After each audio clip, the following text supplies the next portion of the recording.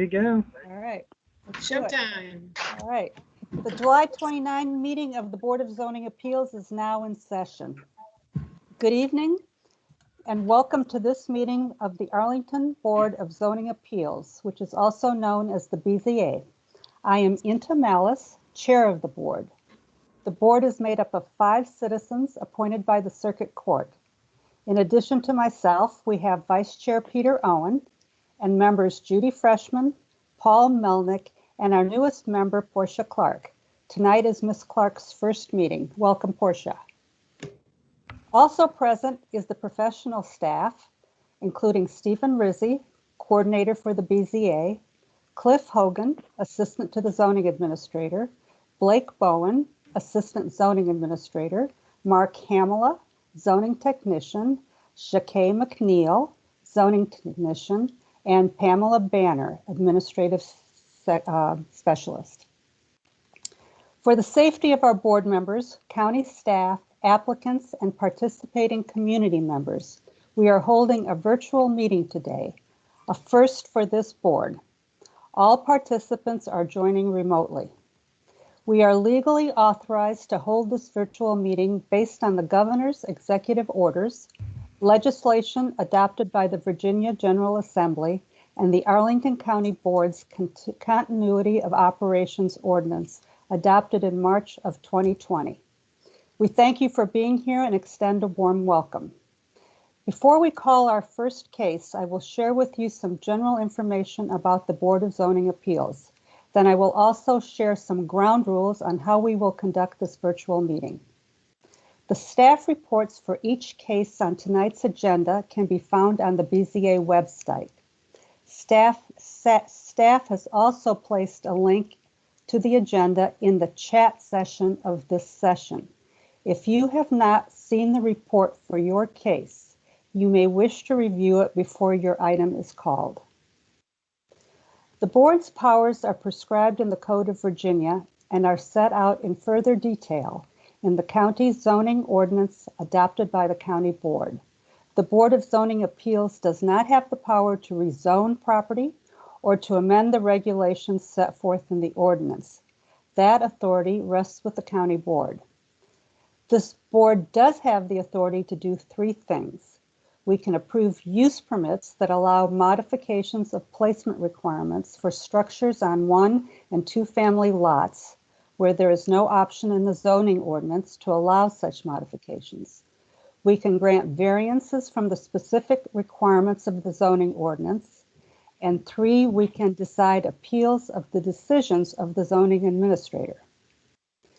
When approving use permits, the Board of Zoning Appeals may impose conditions that it deems necessary in the public interest, including limiting the duration of the use permit.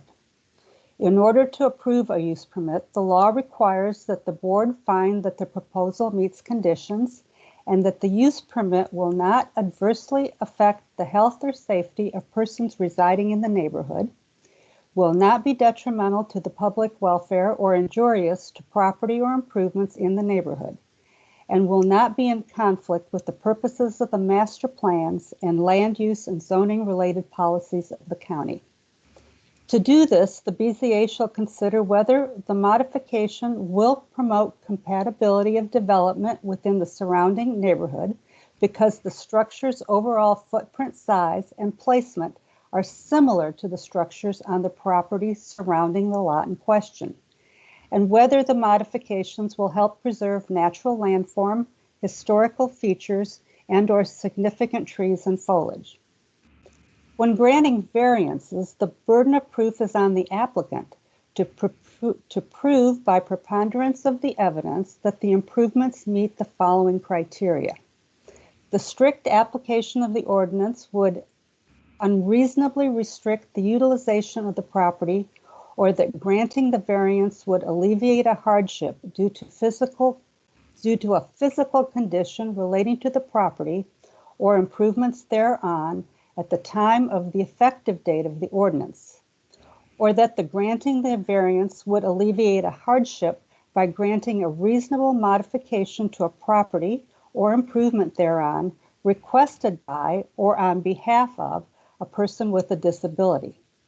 and the property for which the variance is being requested was acquired in good faith, and any hardship was not created by the applicant. That the variance will not be of substantial detriment to adjacent property and nearby properties in the proximity of the geographic area. That the condition or situation of the property concerned is not so general or reoccurring of nature as to make reasonably practical the adoption of an amendment to the ordinance. That granting the variance will not result in a use that is not otherwise permitted on the property or change the zoning classification of the property, and that the relief or remedy obtained through the variance is not available through a special exception process as provided for under the zoning and/or subdivision ordinance. When deciding appeals of the zoning administrator, the board must use its judgment to determine if the administrator was correct. That concludes my general comments about the function of the BZA. The order of our meeting is as follows. First, cases will be called and a brief staff report and recommendations will be given. Following that, board members will ask any questions of staff that they may have. Next, applicants or their representative will be given an opportunity to make comments to support the application or appeal.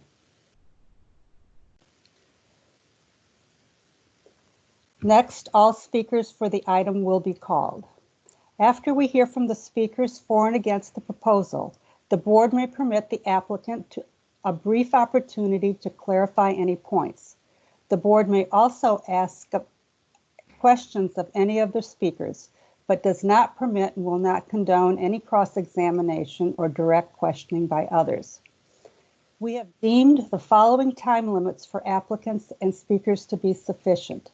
20 minutes for applicants of appeals, 5 minutes for applicants or use permit applicants for use permits and variances, 3 minutes for speakers representing organizations, and 2 minutes for those speaking as individuals. After the board has gathered all information they need and has discussed the case, it will decide the matter by voting on a motion duly made and seconded. A majority is needed to approve any motion. Any appeal from the decision of this board must be made to the circuit court in accordance with state law. After your case of interest is heard, you are welcome to stay for the balance of the session or leave at your convenience. Now I would like to orient everyone to our new virtual environment and to cover a few specifics about how this evening's meeting will run. Tonight's meeting is available to stream from the county website via a Microsoft Teams link. There is also a dial-in phone option for those who wish to use it. If board members, presenters, or speakers lose internet connectivity during this evening's meeting, please reconnect with us by using your phone. Please keep your phones and devices muted until you are called upon. Turn off sound to any other devices around you to minimize interference. For guests joining us via Teams, please turn off your video feed. Only board members and staff will leave their cameras on. When called upon to speak, you must unmute yourself by clicking on the microphone icon that is located on your meeting command bar. The moderator does not have the ability to unmute you. If you are dialing in by phone, press *6 to unmute.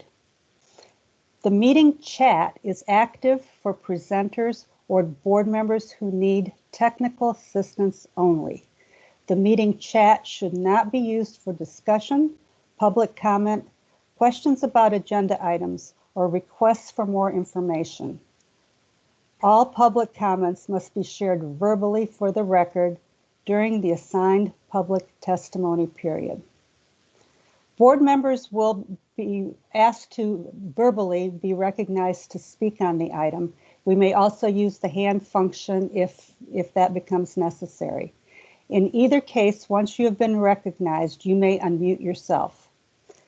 I believe all of our board members have joined via video today, but if you need to leave and come back by phone and wish to be recognized, you will have to let us know by phone. The final note for board members is that all voting today will be taken via roll call. To applicants and public speakers and applicants will be called upon by county staff at an assigned time. Pre-registration to speak at tonight's hearing was required. We will accommodate any additional speakers only if time permits.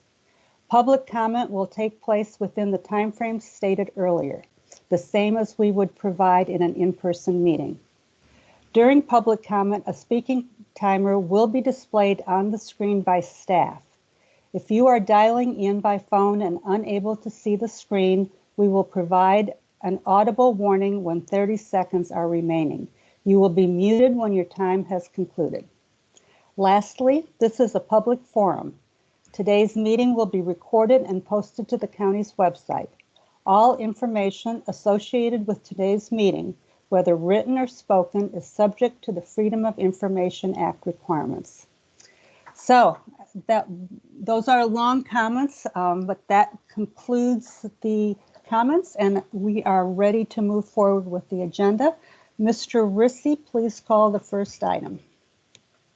All right, case number V-11567-20-UP-2 is a use permit request by Cindy and Oswaldo Fume.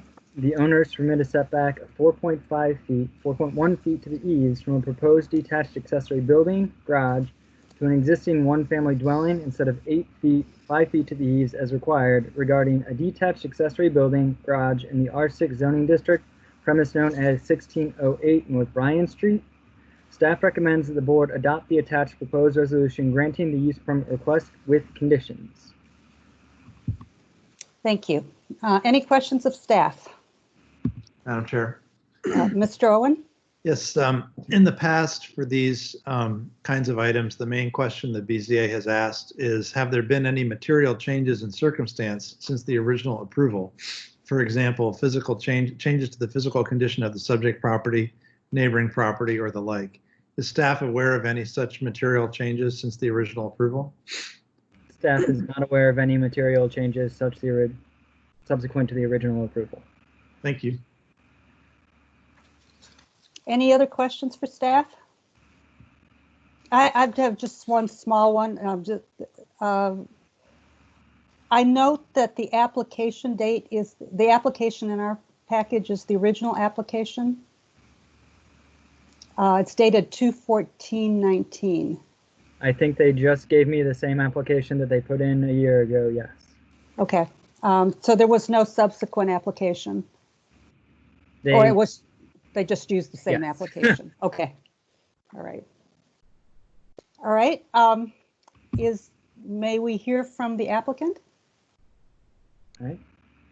Applicants are Cindy and Osvaldo Fume. You guys can turn your microphone and camera on if you are with us. Their agent is Scott Friedman. Good evening. My name is Scott Friedman. I'm the agent for Cindy and Osvaldo Fume. Okay, anything you want to add? No, it's the same proposal we had last year. We have no material changes since then. Okay. Any questions of the applicant? Mr. Rissy, are there any speakers? There are no additional speakers for this item. Okay. Madam Chair, I'm prepared to make a motion. Mr. Owen?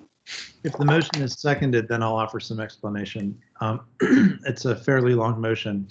I move that the Board of Zoning Appeals adopt the attached proposed resolution approving the use permit V-11567-20-UP-2, subject to the conditions listed with the following modifications.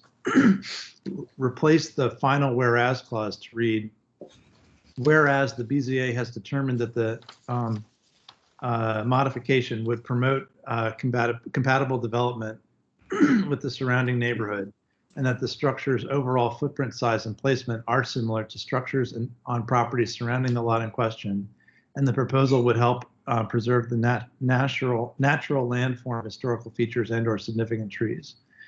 In addition, replace condition number 1 to read, applicants agree that the structure addition shall be constructed in accordance with the footprint shown in the survey and the architectural drawings attached to the staff report dated July 24th, 2020, and that no enlargement of the structure or addition may be made in any dimension shown on the plat or architectural drawings.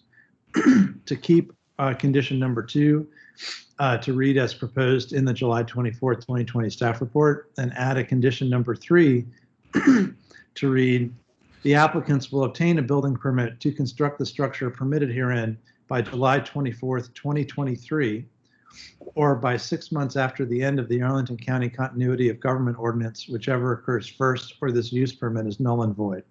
Again, if the motion's seconded, then I'll explain the details. Is there a second? Judy, I'll second. Thank you. And I make a comment if I may. Yes. Okay. I like the idea of having a date certain for the end. I think that eliminating that is an error. I like 3 years, and I don't really see the reason for the rest of the phrase regarding the county getting rid of the situation we now have. I think that's just such a moving target that I support the motion, but I don't think that that's necessary if we have a 3-year deadline. Mr. Owen, would you like to speak to the motion? Sure. First, let me ask unanimous consent to modify my motion simply to say applicants will obtain a building permit to construct the structure permitted herein by July 24th, 2023. Is there any objection? No objection. The motion has been modified. Okay, so the first thing is the whereas clause. This application is an older application before staff changed the standard whereas clause to mirror the actual code language for the finding we need to make with regard to compatibility with development of surrounding properties. So I'm replacing that whereas clause with the current condition that we now use for use permits. With regard to condition number 1, this staff report proposes a brand new standard condition, which the BZA has never previously discussed and which I'm not sure does everything it needs to do. So I'm proposing to go back to the old standard condition number 1. And then as Judy mentioned, as Ms. Freshman mentioned, excuse me, I think it is prudent to continue to have an expiration to variances and use permits so that we don't have zombie unbuilt permits roaming around Arlington. And I recognize that the county board ordinance may also address that problem, but the county board has a habit of changing its ordinance without checking with us first. And so since we have the power to do belt and suspenders, we should do so. That's my, but fundamentally I approve renewing the motion. I think this should be a, since there are no material changes, it makes sense to just have another approval here. So that's my motion and explanation. Any other comments? Mr. Rizzi, do you feel like you followed the motion and the changes that Mr. Owen proposed? Madam Chair, I've discussed with Mr. Owen that he'll be sending me the comments in written form at the end of the meeting. Okay. All right. In that case, we're ready for a vote, and I will call the roll. Mr. Owen votes. Aye. Ms. Freshman? Aye. Mr. Melnick? Aye. Ms. Clark? Aye. Chair votes aye. The motion was made by Mr. Owen, seconded by Ms. Freshman, and passes 5-0. The use permit has been approved. Thank you very much. Thank you. Mr. Rizzi, would you call the next item? The next item is case number V-11517-19-VA-2, a variance request by Rashid Yekka and Shiva Kermanchi, the owners to permit an average building height of 38.32 feet instead of 35 feet is required for a one-family dwelling in the R8 zoning district regarding a single-family dwelling in the R8 zoning district on the premise known as 2321 North Richmond Street. Staff recommends that the board adopt the attached proposed resolution approving the variance with conditions. And I'd like you to please note that there is supplemental material for this case that came in after the application packet was assembled and printed. There are additional letters from the surrounding neighbors that were transferred to you electronically this afternoon. Thank you, Mr. Rissy. Any questions of staff? Madam Chair, this is Paul Melnick. I have one. Go ahead. So in the staff report, I didn't see anything about the average height of the current structure. And I don't think I missed it, but is that in the report? And do you have it if not? Mr. Melnick, I don't believe that is in the report, nor do I have that offhand. We can ask the applicant if that is something that they have, but I don't know that their designers have calculated the height of the existing structure that they intend to remove. Okay, thanks. Any other questions for staff? Yes, Madam Chair. Yes, Mr. Owen? The application filed on October 16, 2019, the applicant statement and parts of the staff report reference requests for variance relief to build on a non-conforming undersized lot, both with respect to square footage and with respect to width. However, neither of these elements were part of the final staff recommendation and apparently in the advertisement. Has the applicant sought to withdraw a request for variance relief to build on a lot that is less than 8,000 square feet and less than 70 feet wide? I believe that the applicant has provided staff with the necessary materials such that that request is no longer necessary. That request is necessary if an applicant cannot provide material showing that the lot was created in its current configuration before the adoption of the ordinance July 15th, 1950. If they can provide that information, it is not required. So is there variance relief pending before the BZA for either of those elements? No. It's not pending. No. And we don't need to take any action on a withdrawal of that. No. Okay. Madam Chair, I have an additional question for staff. Mr. Owen? With regard to the comments from neighbors section of the staff report states only, as of the writing of this report, staff has not received a signed letter of support from neighboring properties. However, the packet and the supplemental material that you sent us today includes numerous written statements of support and of opposition, some from the time of the December hearing and some subsequent to that hearing. My first question is, was staff expecting a signed letter of support from neighboring properties? I don't think staff is expecting anything other than what has been submitted. Okay. And my other question was, are there any updates to the summary of comments? So everything that you are aware of is in the staff report or in the supplemental, is that right? Everything that I'm aware of has been provided to the board either in the packet, which does include the letters from December and later, as well as the supplement sent to you today, yes. Okay. I was also curious about the height of the current roof, but you, Mr. Melnick has already asked that. So those are my questions for now. Thank you, Madam Chair. Mr. Rissy, would you call the applicant?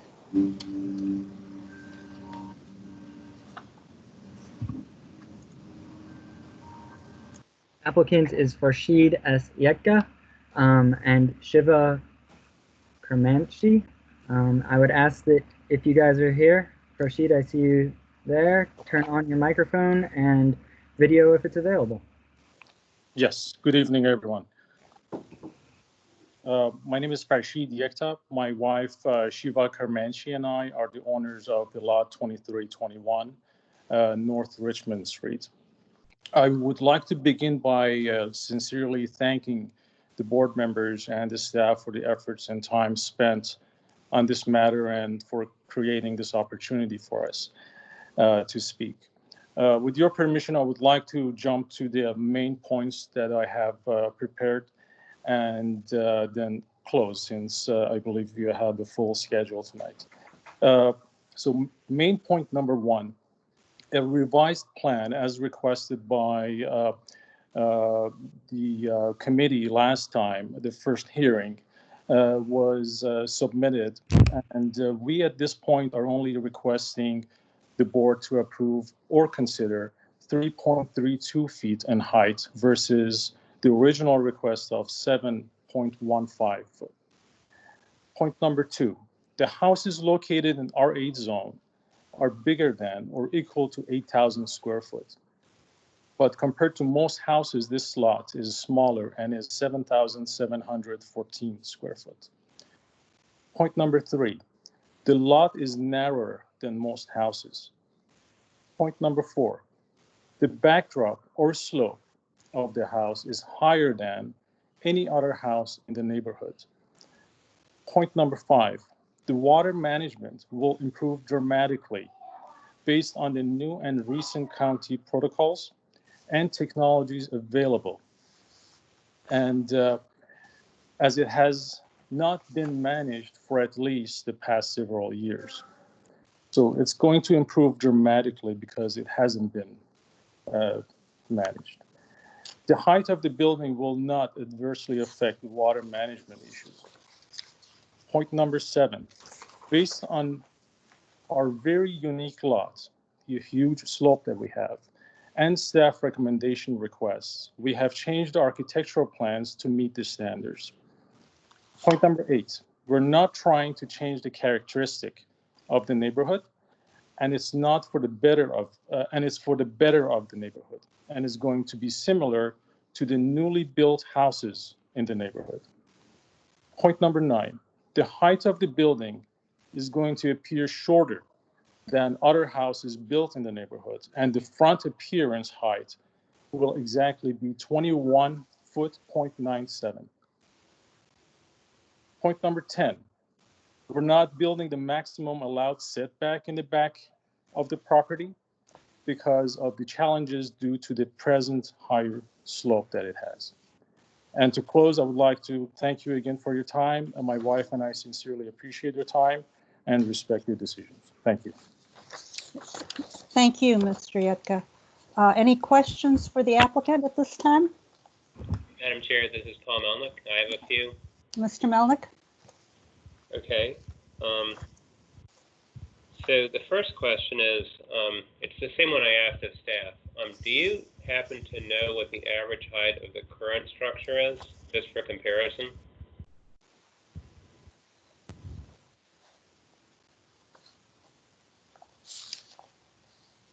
Is that a question for Mr. Yetka? Hopefully he heard. Mr. Yetka, if you've I'm so sorry. I thought it was a question for the staff. I don't believe I have that right now. I would need to ask my architecture to provide that to me. I apologize. Okay. And then the second question is, it seems, and I'm not an architect or a house designer, but it seems like, you're relatively close between 35 feet and 38.32. Exactly. Yes, sir. And what efforts can you let us know what efforts, if any, you've made, to bring it into compliance? Because it looks like the envelope, of building, building restriction lines in reference to the zoning code, that you've met those, the houses within those. However, what is keeping you from, just taking off the feet that is putting you above the 35? So that's the question is, can you tell us what you've done to try to comply with the 35 that you haven't been able to? So the original plan that we had submitted it was 37 instead of, I'm sorry, it was 7.15 feet higher than what we're proposing now, which we have limited the roof. Basically, we brought it down to make it a flat roof.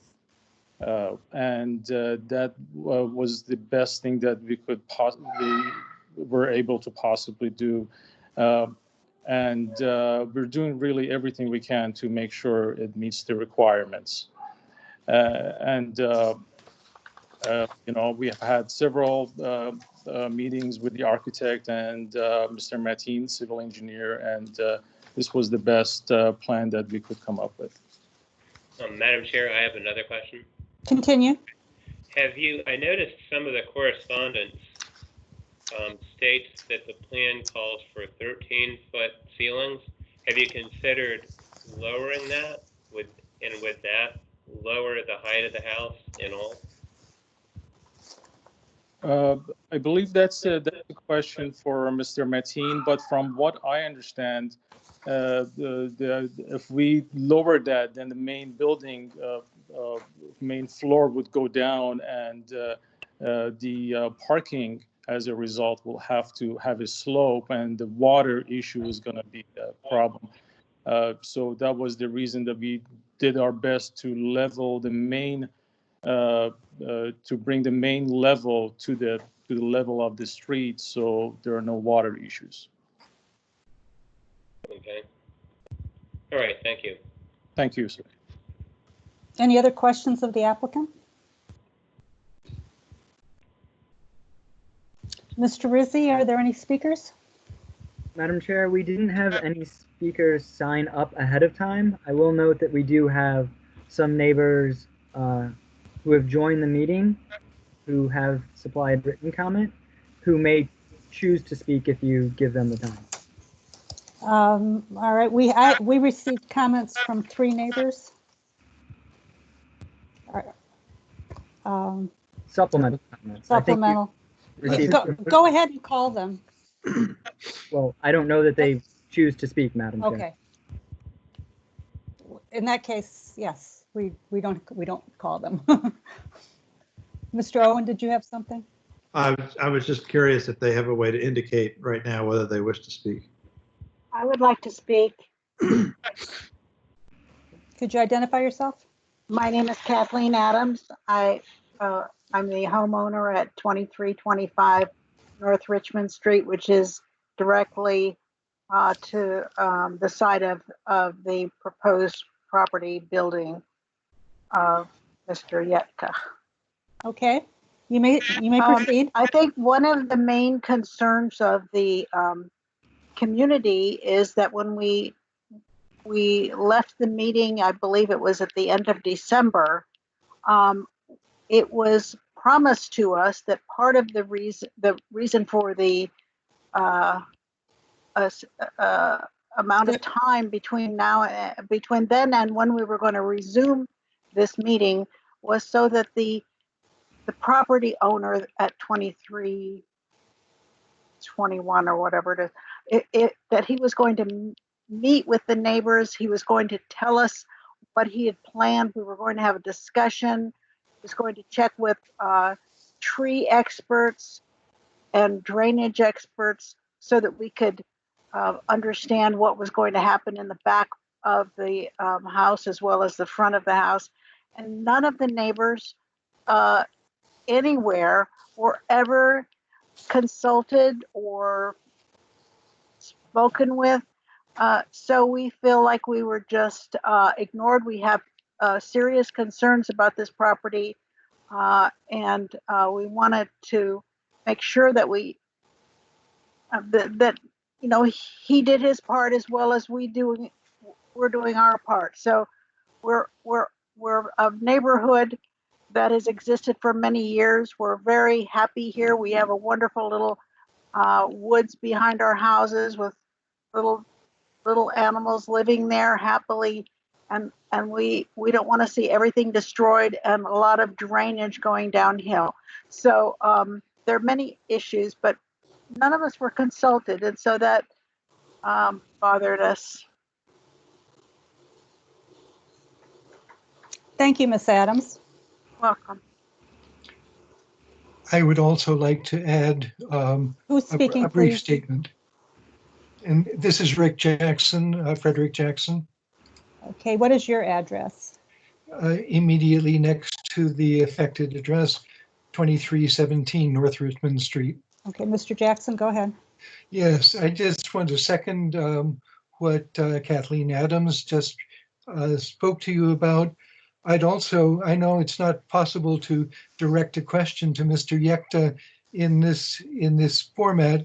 However, he made a spoken statement that said that all of the problems with water drainage and potential erosion will be addressed because of some new system that will be installed.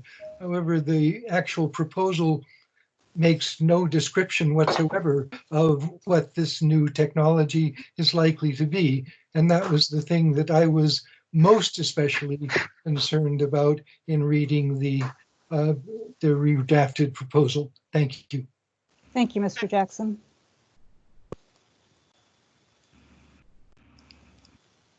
Colleagues, any questions?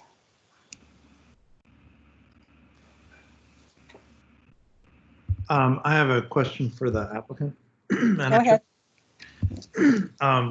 In December 2019, we deferred this application for the purpose of allowing you to consider substantial redesign and for further discussions with affected neighbors to develop information about impacts on neighboring properties. What additional neighbor outreach, if any, did you conduct since the December 19th BZA meeting? Yes, sir. So when I was told to originally go to neighbors to request letters, I have done that, and respectfully, extremely respectfully, my wife and I. But unfortunately, we were treated very in a disrespectful manner. Mr. Adams told us that if we build a house, his taxes are going to go up.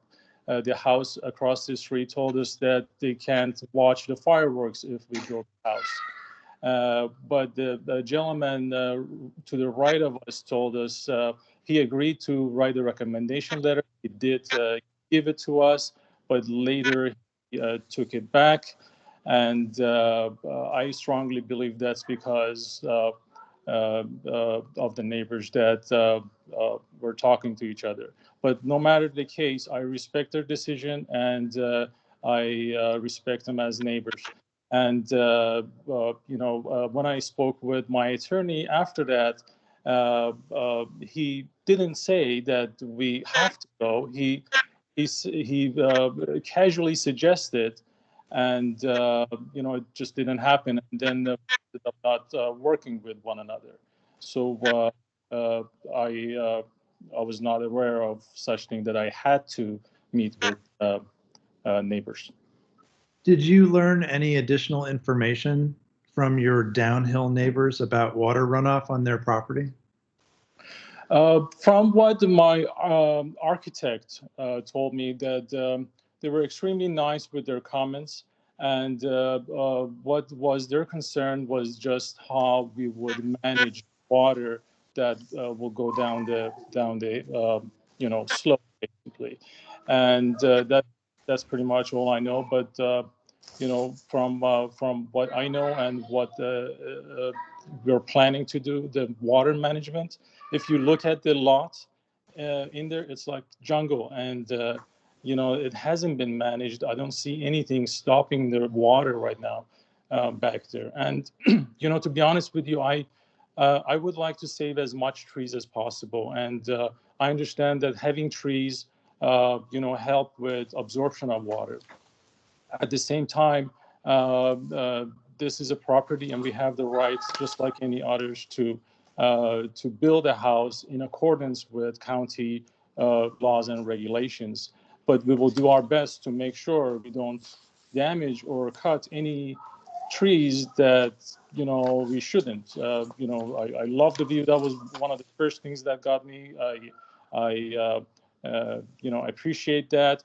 I don't appreciate deers because they bring they bring diseases to the neighborhood and ticks, and if there are kids around, that could be dangerous. So, and many other things that I worry about. But we respect everyone's decisions and the board's decision. I honestly have no other comments on that. And I would like to speak. Who is This requesting? I'm My sorry? My name is Marcia Baldanza, and I live directly across the street from this property. Okay, At okay, hang on a sec.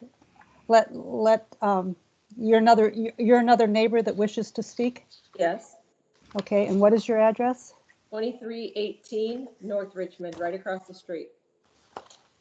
Madam Chair, perhaps we should make a complete list of who wants to speak. Yes, are there other people out there that anybody else that wishes to speak?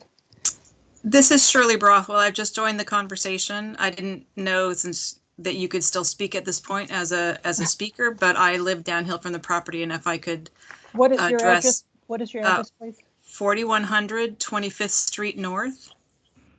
41. My property abuts the subject property from the rear. 4100. Okay. Yes, ma'am. All right. All right. So we have 2 more speakers out there. All right. Miss Baldanza, please. Yes. We built our house in 2015 after replacing a home that looks a lot like the one that we're talking about. And we have a tall home and had no variances to build our house. And so my question to the owners has been all along, as was asked first to staff, is what can you do to try to bring this within the height restriction? And we actually are people who like to watch the fireworks from our roof, but I will tell you that the tree line prevents us from doing that. So taking the trees down actually helps us see the fireworks, although I would prefer the trees stay where they are.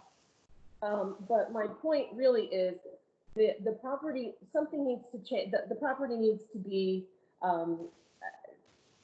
rehabbed. Something needs to happen to it. And these 2 folks bought the property knowing what the property looked like and knowing that it had a steep slope in the back and therefore would limit the kind of building that was going to be able to be put on that property. We actually looked at that property to purchase it while still owning the property we live in and talked to the builder, and the builder said that property is not going to be useful because of the deep slope in the back. So being able to get money back out of that property was something that we didn't think that was profitable for us.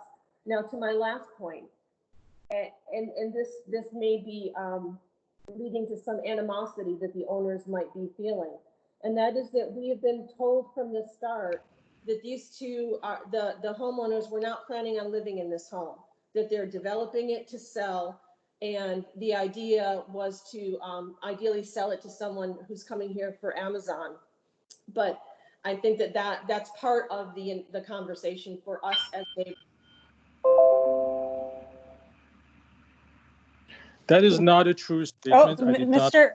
I'm sorry. We'll speak one at a time. We'll give you an opportunity to speak, but wait to be recognized. Did we lose Ms. Baldanza? No, I'm sorry. I muted myself. Okay. Ms. Bothwell, did you wish to speak? Yeah, so I sent in a letter at the December BZA as one of the 2 homes that's downhill from this property and downhill, frankly, from all the properties on Richmond. The amount of water that comes down that hill onto the properties that face 25th Street is really, it's just astounding. I provided a video at the December event to show how my yard floods at times of severe rain activity. Mr. Yekta has not come down to talk to me. I would have welcomed that conversation. My concern, as I stated previously, is that by expanding the back of the house, which he of course has every right to do, even without a variance, there's just going to be less ground space to absorb some of that runoff, and it's all going to head towards my property and my neighbor's property. And yes, just like he bought a property that has the tremendous slope on it, I bought a property that's downhill from a bunch of higher graded properties.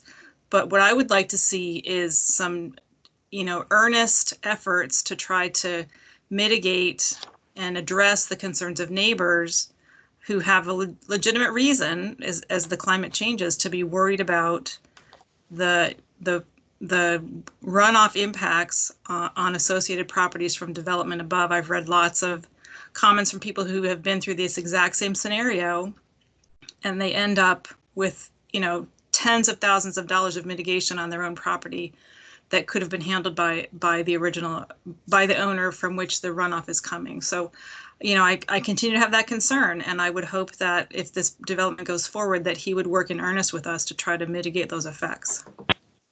Thank you, Ms. Brothwell.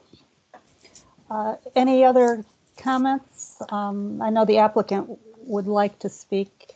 Anyone that want to speak before that? Mr. Melnick.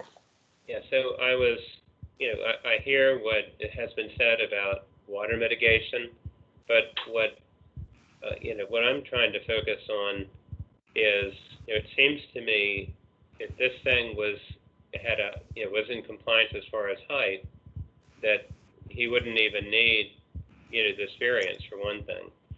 And I'd like to ask the applicant whether the applicant has considered stepping the house, like stepping the structure so that the average height, would go down that way. So has there been any effort as far as like design? Because I know what the applicant was saying about, water problems, and I suppose that's like if the whole structure went down, from street. Has there been any thought about stepping the structure so, to reduce the height of the rear of the building at least? Has there been any effort like that? Sure. To be completely honest, we have thought about it, but it wasn't considered seriously because it minimizes the space inside the house. The house is already so narrow, and we are really doing our best to work with the size that we have in our R8 zone, and for that reason, we're really doing our best to come up with a reasonable size house that we can build. And, we will be more than happy to work with the nice neighbors that are around us, as long as, we don't get disrespected as we were disrespected in the beginning. We will do our best to make sure every effort is done to do that. And if it was noticed, I mentioned that water management I'm a very picky man. I would like to make sure everyone is happy. That's exactly what I told when I first met with every neighbor, that I will do my best to make sure everyone is happy. But in turn, I was treated very disrespectfully. And I did not make a comment that who I'm going to sell this house to. The house is not even built, or, we haven't come up with the final design, or it is a final design if it does get approved, but, it's not finalized in any way possible. So I did not make a comment who I'm going to sell it to, or if Amazon is going to come in and buy it, or anything like that. So I don't appreciate these kind of comments. And I would like to really get it out of my heart that, this lot is a very rare lot in Arlington County, and I'm sure you will agree with me. The house that's in not Mr. Adams, but the one after, just made a comment that they did not need a variance. Well, their height of the house is lower than ours, so that is gonna make a huge difference. We're only right now requesting 3 feet, 3 point some feet, but what this statement that they made is not sound to me, and that's because they're down the hill, and the height of their backyard is not, the slope that they have is not as steep as ours. That's my comment. Thank you so much. I appreciate it. Board members, any other comments? Questions? Ms. Freshman's hand is raised. Ms. Freshman. Yeah, I wanted to just, I am concerned about the runoff issue, and I understand that if they weren't coming, if they were building within the parameters that are, don't require board approval, then we wouldn't have a chance to comment. But since they are, I'm wondering, maybe Stephen can answer, is there anything in the approval process that, or in the permitting process that addresses runoff on a lot which obviously has it, even if we didn't have the neighbors testifying to that? That I find much more concerning than 3 feet of height, to be honest with you.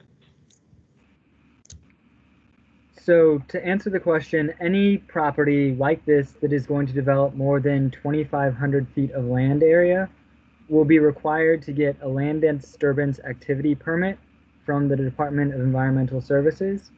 And DES is the department that will review the plans to make sure that they meet the stormwater runoff regulations.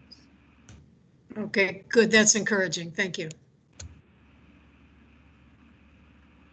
Any other questions or comments? I'm Bill Chantel. I'm a neighbor. I wonder if I could make a quick comment. Yes, but we are Up against wrapping time. up here. So Here it is quickly. My concern is. Could you give me your address, please? Sure, 2324 North Richmond Street. I'm diagonally across from the property in question. Okay. My concern really is the height. To me, it's not just that it's 3 feet, it's the precedent we set by making an exception. The next developer down the line may say, okay, well, you've made an exception for this developer. Why won't you make it for me? And I want more. Most of us are in houses that were built 50 or more years ago. The ceiling height is 8 feet.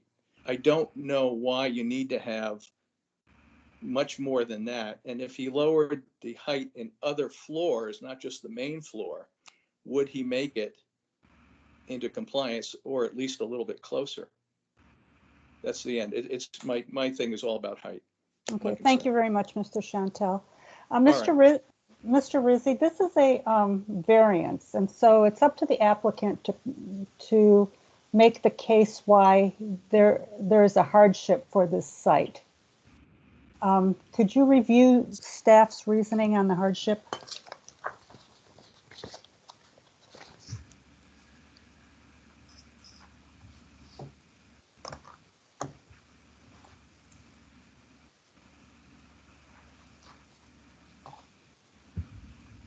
On the issue of hardship, staff wrote that the granting of the variance would alleviate a hardship due to the physical condition of the land that existed upon the effective date of the ordinance. The lot is topographically challenging due to the grade change, 24 feet from the front to rear building wall, 38 feet from North Richmond Street to the lowest point on the subject property, and the non-conforming lot width.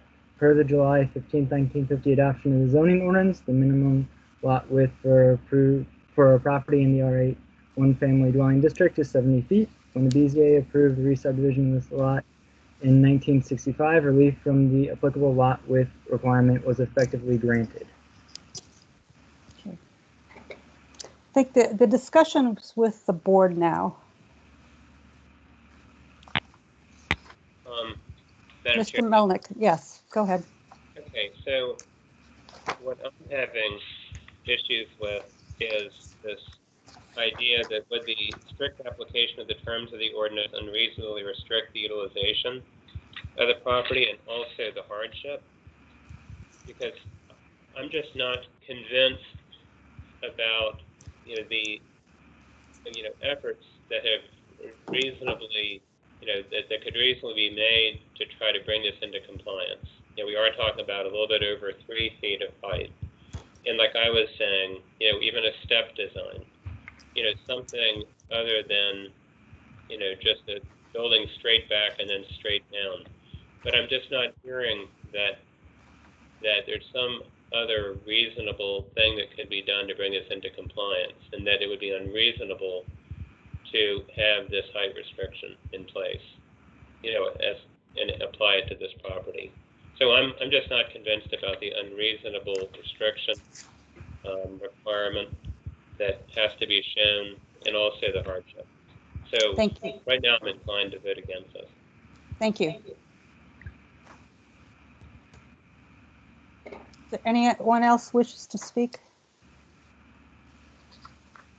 I disassociate myself with Mr. Melnick's remarks. Madam Chair, Mr. Owen. I also largely agree with Mr. Melnick, and I I also want to echo Ms. Freshman's comments. The disappointing thing here is, well, first of all, let me say a couple other things. It is absolutely true that what kind of person lives in a house is completely irrelevant to the BZA's determination. And so it's not part of my consideration and shouldn't be part of any BZA consideration. Second,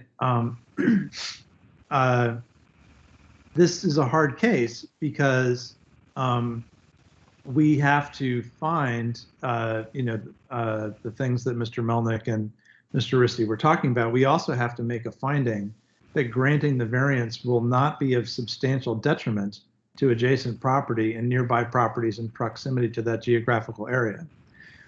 And, I don't think it's an accident that the state law requires us to make that finding, and the county code requires us to make that finding, I believe, as well, because steep grade is a classic reason to get a variance.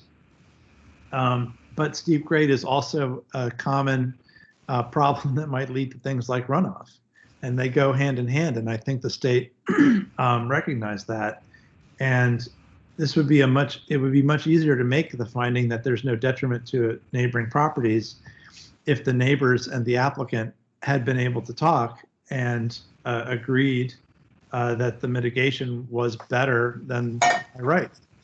But that conversation seems not to have happened. The applicant is asserting maybe that it's better than by right, but the neighbors are disagreeing. And so that puts us in more of a fact finding. Did the applicant demonstrate this as well? So I think the applicant's correct that we cannot and do not require communication with neighbors, but when it doesn't happen successfully, it makes our decision harder to judge for ourselves what is or isn't reasonable, or whether the applicant has or has not made its presentation. And I guess I would also say that the application did not come with, for example, several pages of additional material on water runoff.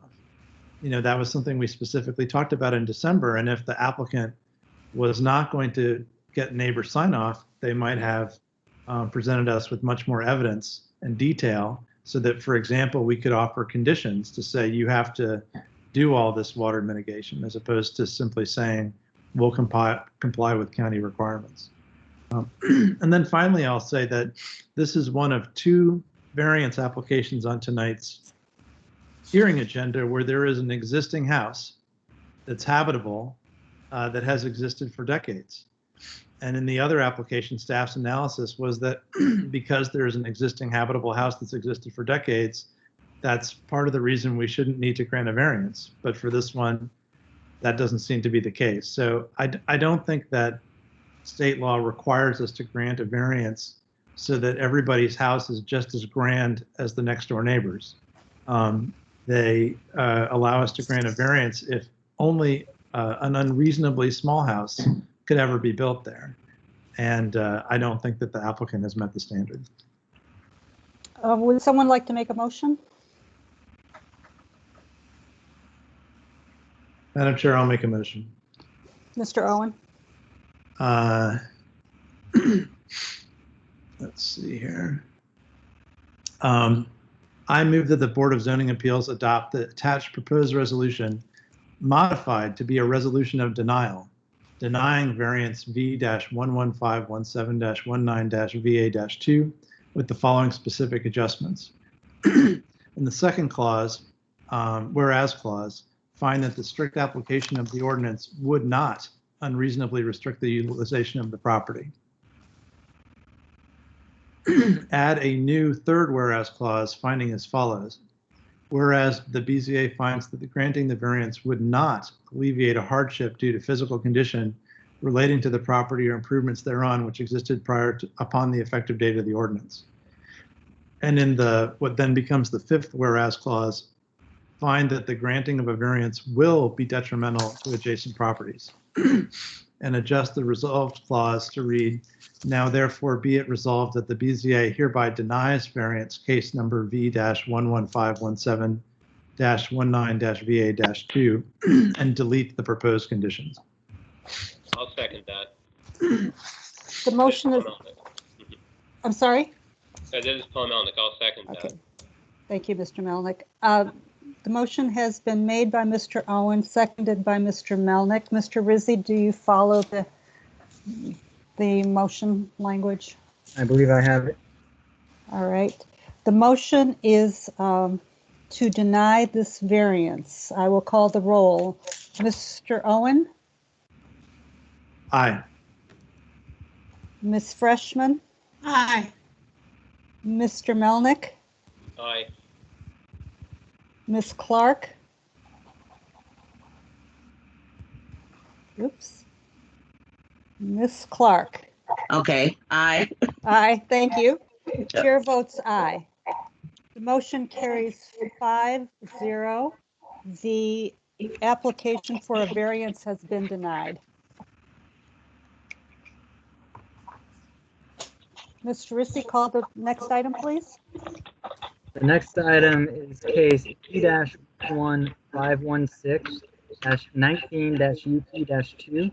It is a use permit request by Jason and Susan Ham, the owners, to a setback of 1 foot to the wall and eve of a detached accessory building, bike garage, instead of 10 feet as required from the rear property line, and to permit a separation of 3.5 feet between a main building and an accessory building instead of 8 feet between buildings as required, regarding proposed accessory building on the corner lot in the R5 zoning district on the premise known as 1038 17th Street South. Staff recommends that the board adopt attached proposed resolution granting the use permit request with conditions. Thank you, Mr. Rissy. Any questions for staff? I believe one of the issues was that the measurements would be reconciled. Did that happen? My understanding is all of the issues have been reconciled as far as the advertised dimensions. Okay. Are there any speakers on this item? Yes, I believe the applicant, Susan or Jason Ham, may be in attendance, as well as their agent, Ms. Fife. Okay, will you call the speakers, please? Ms. Fife, if you're there, will you please turn on your microphone and video if you have it? I am here, yes, and do I need to turn my video on? You don't need to. Okay, that's fine. I mean, I can, but I think the only comment I wanted to make is that we're just matching the design of the original shed and to match the look of the house, and it will be roofed, sloping only toward the neighbor's pardon me, the owner's. Yeah, let's get that straight. Definitely only towards the owner's property. But everything else, I think, was included in the paperwork. Thank you. Anyone else want to speak on this? If I could, I would appreciate the opportunity to speak. State your name. Yeah, this is Jason Ham. I'm one of the owners of 1038 South 17th Street. Thank you for the opportunity to speak before the board again.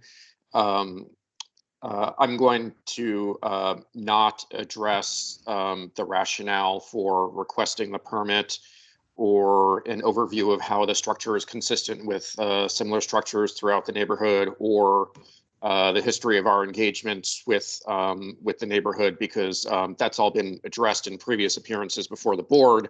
But just to note that during the last hearing at which this proposal was put forward, the board was on the verge of approving it when it was recognized that there was this discrepancy between what was in the staff package and what was in the schematics. As has already been noted, that has been addressed in this round.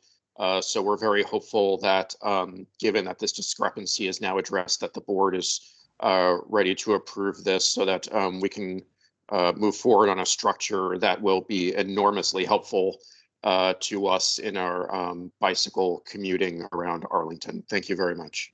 Thank you. Madam Chair, this is Paul Melnick. Mr. Melnick. I noticed a discrepancy. I don't know if it's just a typo, but this, on the staff report, it mentions a separation of 3.5 feet between the main building and the accessory building.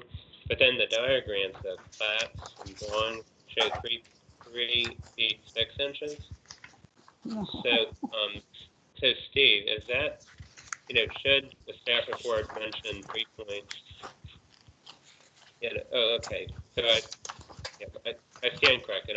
We're fine. 6 inches is 0.5 feet. Yeah, so we're good. Sorry about that. Very good. Are we ready for a motion? Ms. Freshman? Yes, I just would like to say that I have always had difficulty with this project, and I understand that certainly from the applicant who's assuming it's going to be approved, that may be true, but I just have never felt comfortable with it and felt like it was excessive structure on the property. So I'm not prepared to make a motion. Madam Chair. Mr. Owen? I think that this has been a very difficult case. It's taken multiple applications. This applicant got a denial on a previous application that was similar. I will say that the Hams have invested an enormous amount of time and money to talk to their neighbors, bring in experts, offer alternatives, reapply, and really engage. And so, I think this is an example perhaps of, people wonder, do the neighbors have a veto over my proposal? And I don't think that they do. But when the neighbors still object, there's, a lot more that an applicant needs to say in order to get over the finish line. So, and I'll also note that the sloping of the shed roof, to me, is one of several important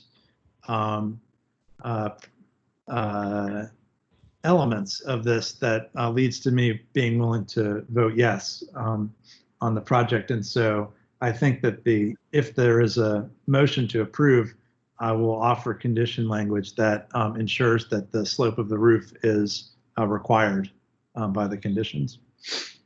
All right, do we have a motion?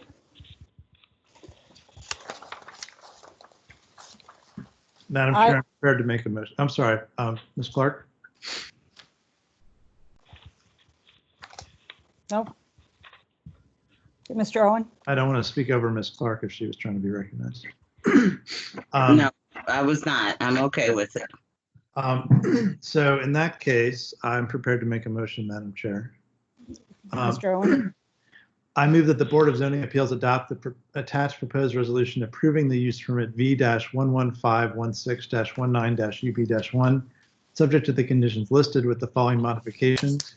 Replace condition 1 to read, the applicants agree that the structure addition shall be constructed in accordance with the footprint shown in the survey and the architectural drawings attached to the staff report dated July 24, 2020, and that no enlargement of the structure addition may be made in any dimensions shown on the plat or architectural drawings. To keep condition number 2 to read as proposed in the July 24th, 2020 staff report, and to add an additional condition number 3 to read, the applicants will obtain a building permit to construct the structure permitted herein by July 24th, 2023. or this use permit is null and void. Is there a second? I will, Mr. Melnick. Okay, the motion was made by Mr. Owen, seconded by Mr. Melnick. I will call it's a motion to adopt the use permit with the conditions that Mr. Owen outlined. Madam Chair, it looks like Ms. Freshman seeking recognition. Ms. Freshman. I think I heard Peter read that it was UP1 and it's UP2. I suppose staff would catch that, but I ask unanimous consent to change it to the proper number. thank you. UP2, okay. The motion has been made by Mr. Owen, seconded by Mr. Melnick. I will read the roll. It's a motion to adopt the use permit. Mr. Owen? Aye. Ms. Freshman? No. Mr. Melnick? Aye. Ms. Clark? Aye. Chair votes aye. The motion passes 4-1. Thank you, Mr. Ham and consultants. And Mrs. Ham. And Mrs. Ham. I can't see who's here. It was Suzanne Fife, the architect. Thank you very much. I appreciate it. All right. Thank you. Thank you. Mr. Rissy, will you call the next item? The next item is case number V-11523-19-VA-1. It is a variance request by Herschel Mekadeva. I'm sorry. The owner to permit a total lot coverage of 63.5% instead of 45% as required for one family dwelling without a qualifying front porch or rear detached garage in the R5 zoning district regarding a new single family dwelling on a vacant lot in the R5 zoning district premise known as 1002 South Queen Street. Staff recommends that the board adopt the attached resolution granting the variance with conditions. Thank you, Mr. Rissy. Any questions of staff? Madam Chair. Mr. Owen. I do not have any questions of staff, but I would note that this variance has an associated use permit where staff has not recommended approval of all the elements. And so I would recommend that the BZA proceed by holding the hearing on the variance, suspending a motion on the, or not taking any motion on the variance until it has also held the hearing on the use permit, and then consider both the use permit and the variance together so that the motions can be reconciled. Are there any objections? Hearing none, we will proceed with the discussion of the variance, but we will not take a vote. We will then turn to a discussion of the associated use permit and then take votes on both matters. No questions of staff. Mr. Rissy, would you call the applicant? The applicant is Herschel. I'm not going to try and butcher his last name again. Mahadevia. Mahadevia. What are your free first? Let's get it better than next one. We got another one I got to do. I hope everyone can hear me well. Fine. Thank you. Great. Thank you. Yes, I've been working on my request for the last year and a half for this moment, so I'm a little nervous, but I'll try my best. So thank you all the members of the board and staff. Thank you for having us here this evening. I'm Harshal Mahadevia on the line. I also have Pal Kimani. We've been NOAA residents for the past 11 years, of which Arlington was a home for the last 7 years. We have loved being a part of the Arlington community, and it would be a blessing for me and my family to be able to set roots here, where we can support both our kids and our parents in their old age. As Mr. Reese mentioned, I call out that I have a variance and a use permit application. So in case you don't see a piece of material that I'm referring to, you will be able to find it with the package with the next course. I'm planning to not talk about. Madam Chair. Madam Chair, yes, Mr. Owen, I'm sorry. The speaker is speaking quite fast and with no video to help me read lips. I'm having a little trouble understanding the speaker. So the speaker could either turn on video or speak more slowly. That would be helpful to me. Mr. Mahadevia, do you have, are you on the phone or are you on a, do you have a screen? I have the video turned on. You do, and we're not seeing you, are we? Oh, the kids may Oh, not speaking I'm probably speaking through the phone and turning on through the video. So let me let me switch over to use my mic. Hopefully that works well. All right. Can folks still hear me? Yes. Okay, great. I'll try and speak a little more slowly. Okay. I apologize. I wanted to call out again that I have both a variance and a use permit. So in case you don't see a particular piece of material I'm referring to, you'll be able to find it with the package in the next case. But I'll be happy to answer any related questions if they come up. Also on the line, I have our architect, Mr. Michael Stevens, in case there are questions that he can help answer. So now a bit about the history of my lots. Our lot in Arlington is an undersized lot that was under single ownership prior to the adoption of the zoning ordinance. In 1942, the lot was subject to condemnation, further reducing the size of the lot by about 50% to its current size, which is about 2,000 square feet, 1948 square feet to be precise. Given the extremely small size of a lot, we would like to respectfully request a variance to allow for a lot coverage of 63.5%. We think with the proposed plans, we could build a reasonable house that would be practical in terms of our home and needs. With the approval, our home would still have a main building footprint of close to 14.5%, which is still really, really small as compared to the approved 34% for other homes in the R5 zoning district, and hence would not be a detriment to any adjacent properties. The next thing I wanted to cover is a small call out that while you may also see an RPA line on a property, we currently are not in the RPA zone. This is due to the fact that a culvert was built in 2015 as confirmed by Thai Asphalt from the Department of Environmental Services. And you may also find this confirmation through the email correspondence I've attached with my application. With regards to neighbor outreach, we have had an overwhelming support from our neighbors. As a part of the outreach, we have not only reached out to all our adjacent neighbors, but also other neighbors on the block.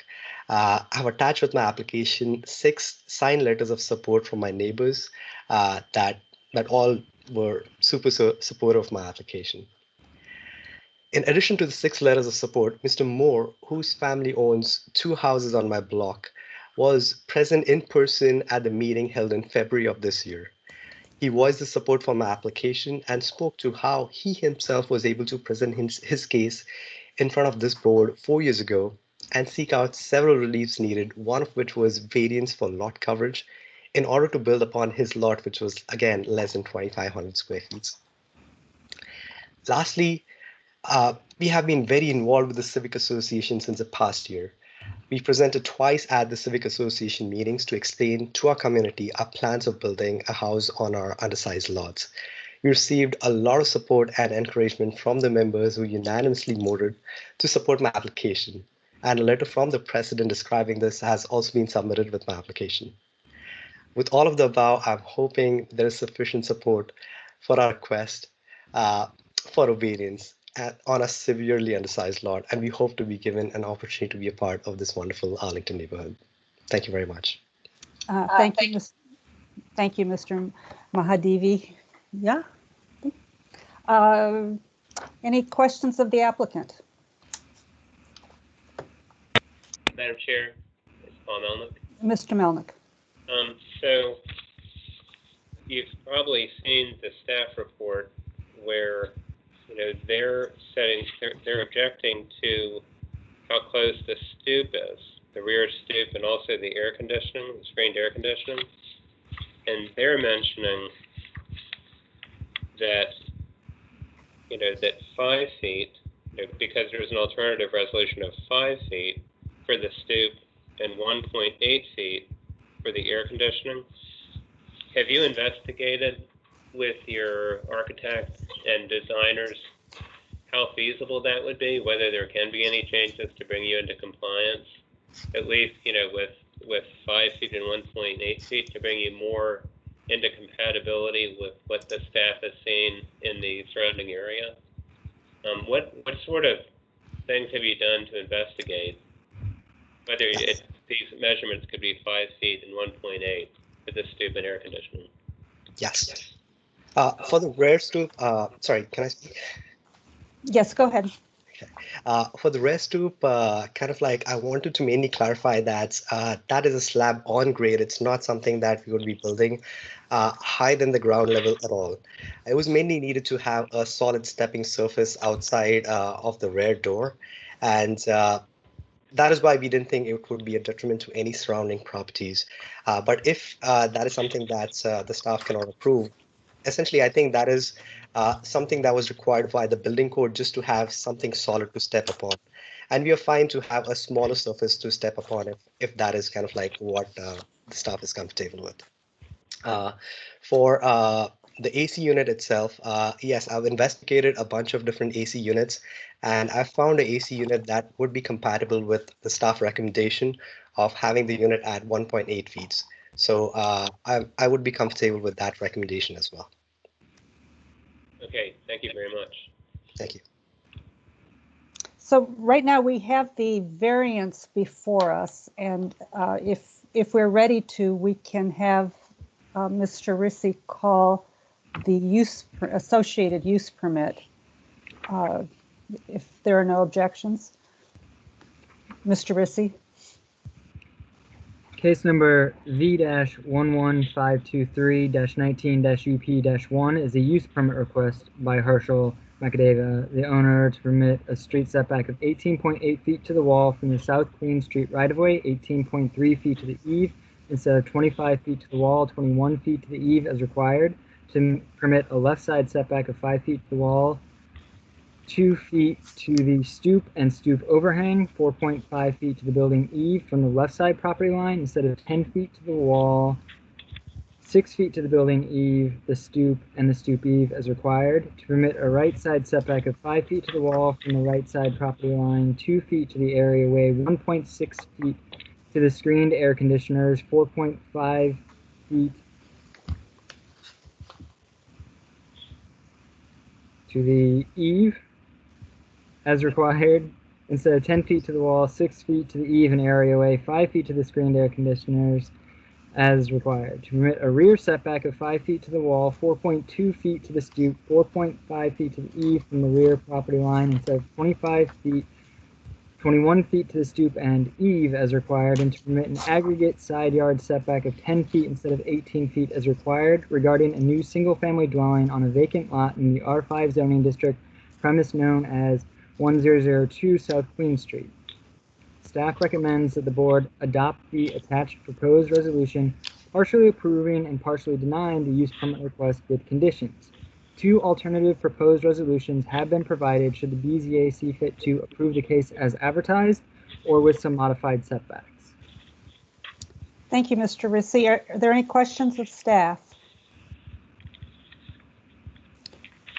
Does the applicant wish to add anything else on the use permit?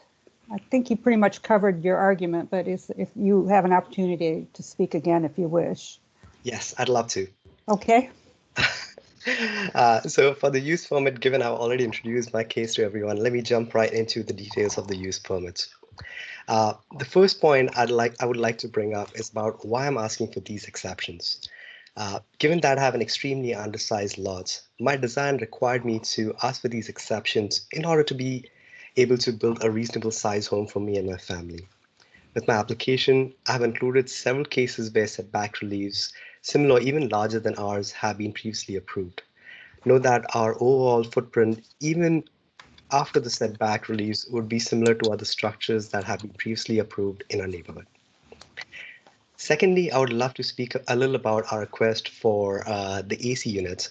Again, the AC units, which has, we have the design of the AC units on the side of the property, which would allow us to have whatever little outdoor space we have for on the rear side where our daughter could play. Also, reduce any kind of the mechanical hazard around. This would still be similar in nature to other structures in the neighborhood. So as an example, our immediate neighbor has a raised deck, which is at about 2 feet from our property line, as shown on the survey I had submitted with my application. We were requesting for a similar exception where AC unit would be at a distance of 1.6 feet from the property line. Thirdly, for the rear stoop, which also has been called out in the staff report, again, as I mentioned, that would be a slab on grade and not something that would be built higher than the ground level. So we're hoping that that should be okay, given it's just going to be a foundation where you could be stepping outside and shouldn't really be a structure that was actually be built.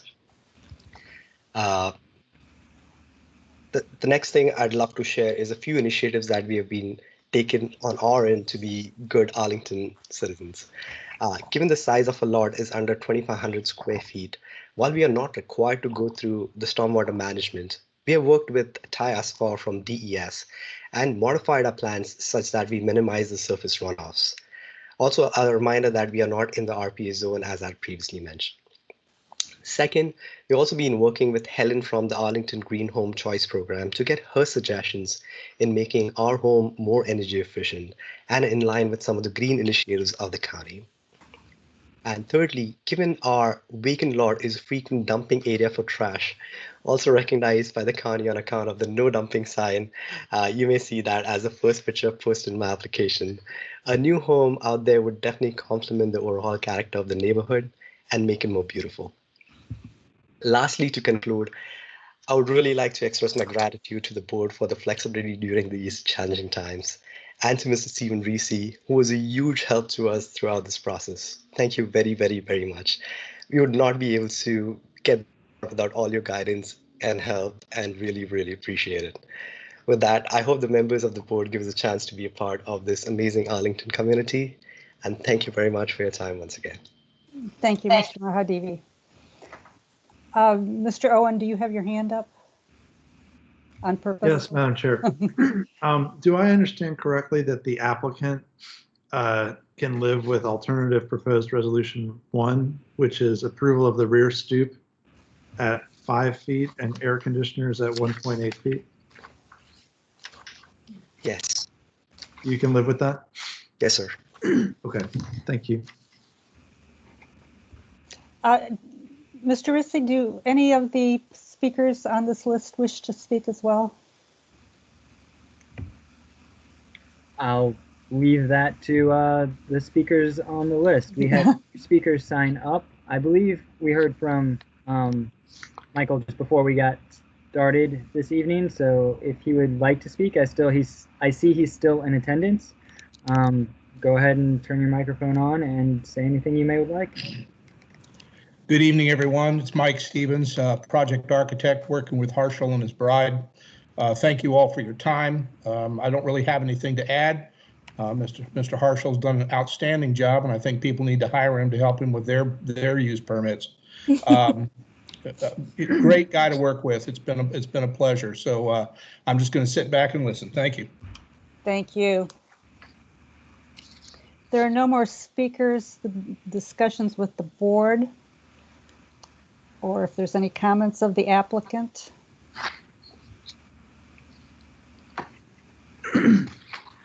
Madam Chair. Mr. Owen. My inclination is to approve the variance and to approve the use permit with the alternate number 1 that staff proposed. And that's the alternate number 1 in the variance. No, in the use permit. In the use permit. There's no. You're right. There's no alternate. Right.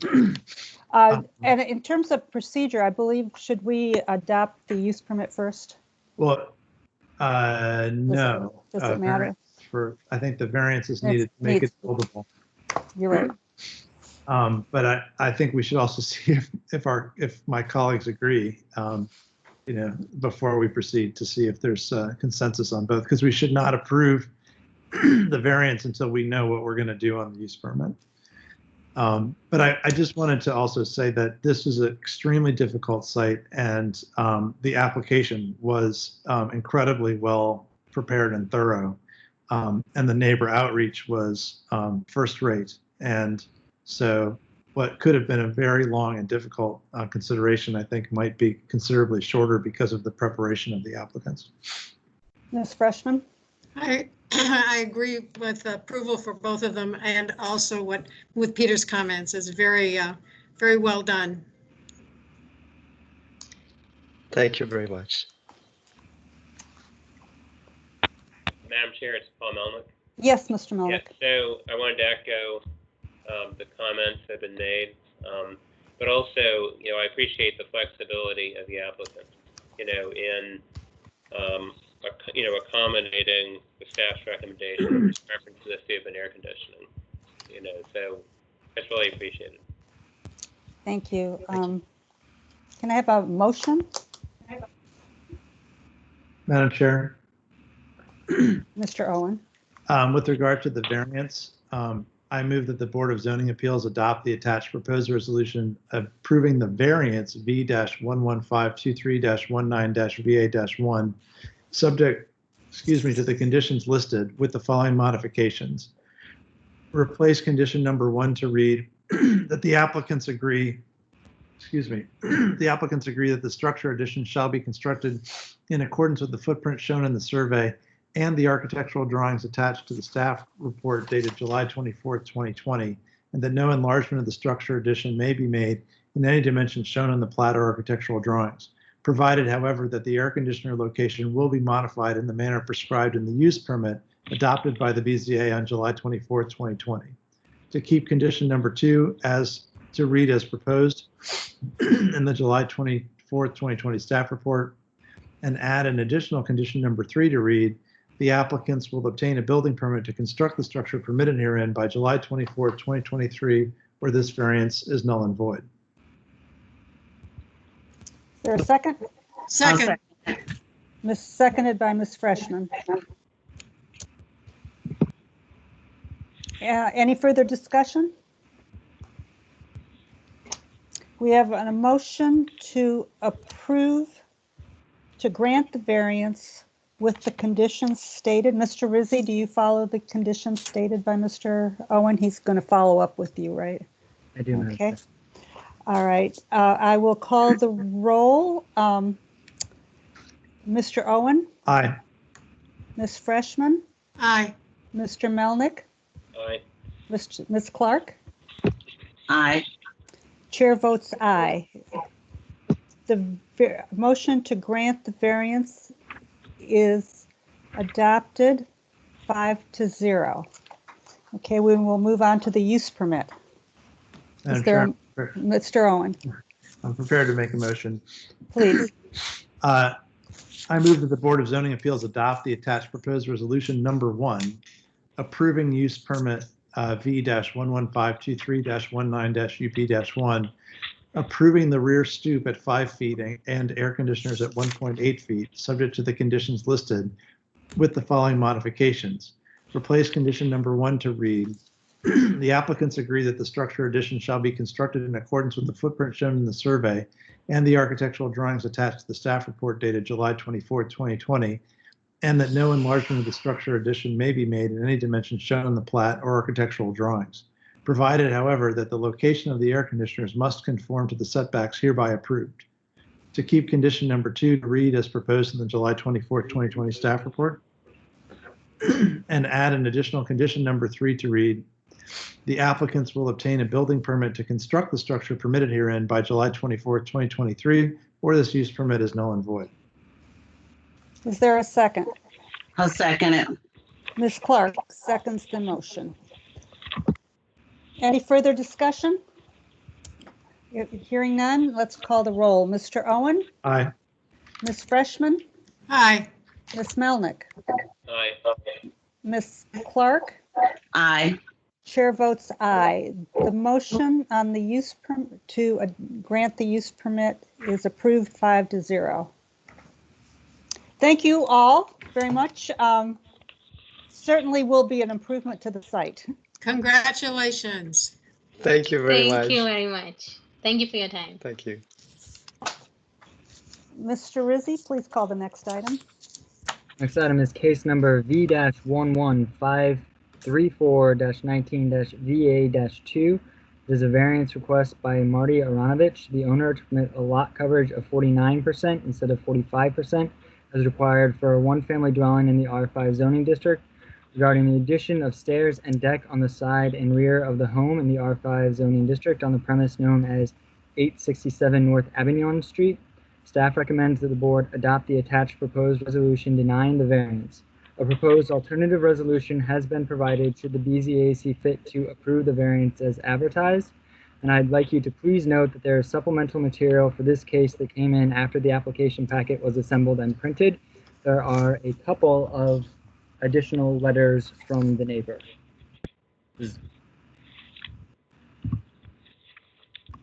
Okay, any questions of staff? Mrs. Freshman. Yes, Stephen, I'm a little confused. Typically, when something is existing, it's presented as an after the fact approval. And so, yet this says in addition of stairs to the deck on the side and the rear, blah, blah, blah, which we're looking at a picture of now. So is it a replacement for what we're looking at? Or is it in fact an after the fact approval request? This is an after the fact request for approval. Okay, so what we're looking at, which was built without approval, is what we're being asked to approve. Yes. Thank you. Madam Chair. Mr. Owen. But I would just observe that once again, we have a variance followed by a use permit on the same parcel, and I would recommend that we hold the hearing on the use permit before taking a motion on the variance. So we will discuss the variance, then we'll move to the use permit, and then we'll take a vote on both if there's no objections. Are there any other questions of staff? Go ahead. Did somebody speak? Go ahead, Mr. Owen. So the staff analysis for reasonableness notes that a single family dwelling on this property has already existed for 79 years and suggests that that's evidence that the reasonableness of the current ordinance restrictions. Is there a difference that I'm missing between this and the one where staff was recommending approval for the Richmond Street project? Is it the same? I don't know how you're weighing the existence of a habitable structure on the property for purposes of a variance. I don't know that I have an answer to your question. We had two different people write two different reports and looked at the analysis two different ways is all I can say. Okay, thank you. Mr. Rizzi, could you show the front elevation again? Yeah, that one actually is a little bit at an angle, but I think it suffices. If I look at the drawings at the plat, it would indicate that that staircase and the landing, the staircase and the railing and the landing is at least a foot. How far off of the property line? It looks like at one point it says it's 1.5 feet off the property line. Correct. The use permit is requesting 1.5 feet. That looks like it, according to the plat, it looks like the fence is built pretty much on the property line. And what I'm looking at looks like it abuts the fence.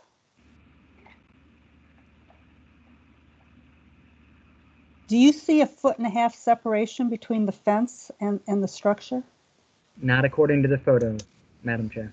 Thank you. Ms. Freshman? Ms. Freshman, you just muted yourself. You just mute me up. Ms. Freshman, you need to unmute yourself. I can't. You have. You have. Okay. I thought there was another shot that was more of a head-on shot that gives you a better idea of just how close it is to that fence, but maybe not. There is. It's in the pack. Yes, it's in your supplemental material package, I believe. Oh, in the supplemental material. Oh, there, right there. Yes. I don't see a separation there. That's not 1.5 feet from the fence. It might be that the fence is not on the right spot. Well, I just say, I'm looking at the plat. It looks like the fence is on the property line, but you can judge for yourself. Yeah. Any other questions of staff?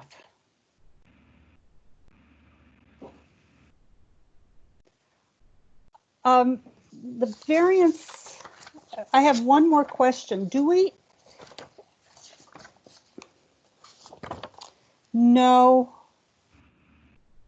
how much of that structure would have to be removed in order for it to be in compliance?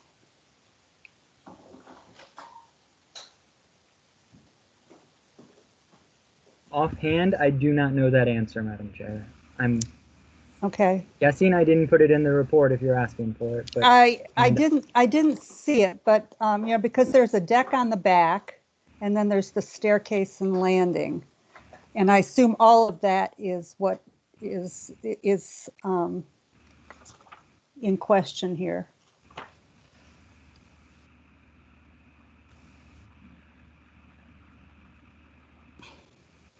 All right, that's fine. Madam Chair? Yes. Oh, I'm sorry.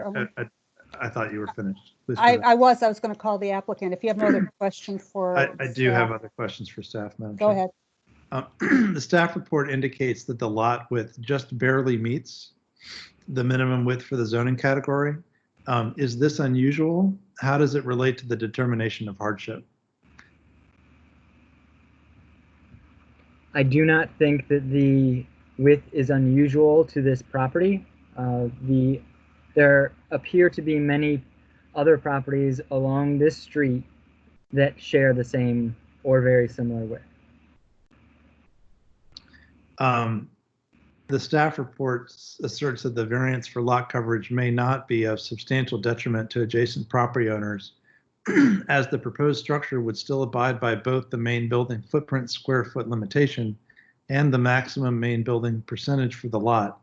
However, as my colleagues have just discussed, the proposed stairs would encroach in what seems for the neighborhood unprecedented way on the left side neighbor. Did the staff specifically determine that the proximity of the stairs to the left side property line as proposed in this variance application were not of substantial detriment to the adjacent property owners? Staff did not assess the proximity of the stairs in relation to the substantial detriment that it may cause to the neighbors, except to note that they would still abide by some of the coverage limitations. And I believe we looked into whether there would be any issues with the fire code and did not find any there. Thank you. Those are all my questions for staff. Okay, Mr. Rissy, would you call the applicant? The applicant is Marty Aronovich and his agent is Alex Matthews. If either of you guys are in attendance, please go ahead and turn off your microphone and turn on your camera if you'd like to speak to the board.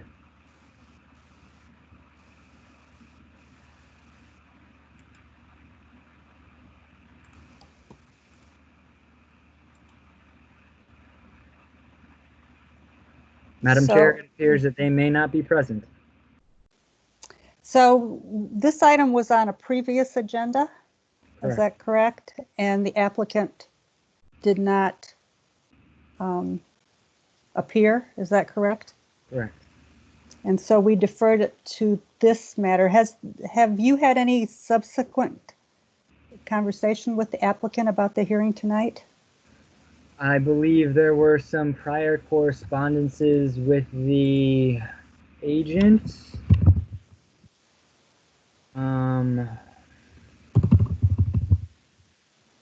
It, I believe, has been a while.